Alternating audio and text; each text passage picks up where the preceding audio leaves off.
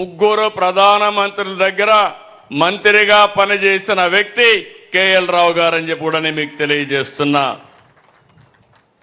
ఆ రోజుట్లో ఇప్పుడైనా మనం ఆధునిక టెక్నాలజీ ఉంది, అన్ని విషయాలు ఆలోచిస్తున్నాం. కానీ అప్పట్లోనే ఆలోచించి నీటిపారుదల ఎట్లుండాలి, అదే మరి ఆ రోజు మనకంతా కూడా జల విద్యుత్ హైడల్ పవర్ ఏ విధంగా ఉండాలో చెప్పే పరిస్థితికి వచ్చారు. భారతదేశం ఈ రోజే కాదు, ఎప్పటి నుంచో కూడా ఒక పక్క కరువు, ఒక పక్క వరదలు. ఈరోజు మనం చూస్తున్నాం. మీరందరూ కూడా గుర్తుపెట్టుకోవాలి, ఎవరైతే చరిత్రలో సమాజ హితం కోసం పనిచేశారో వారిని గుర్తుపెట్టుకోవాల్సిన అవసరం ఉంది.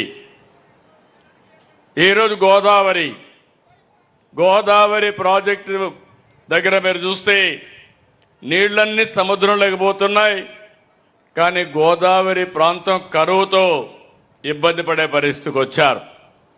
ఆ రోజు మనవాడు కాదు, బ్రిటన్ వ్యక్తి కాటన్ దొర, ఆయన ఆలోచించాడు, చలించిపోయాడు. ఆయన ఆ రోజు ప్రకాశం బ్యారేజ్ కట్టాడు. ఆ తర్వాత కృష్ణా బ్యారేజ్కి రూపకల్పన చేసి ఆనకట్ట కట్టాడు. ఈ రెంటి వల్ల మీరు ఒక్కసారి చూస్తే మొత్తం చరిత్ర మారిపోయింది.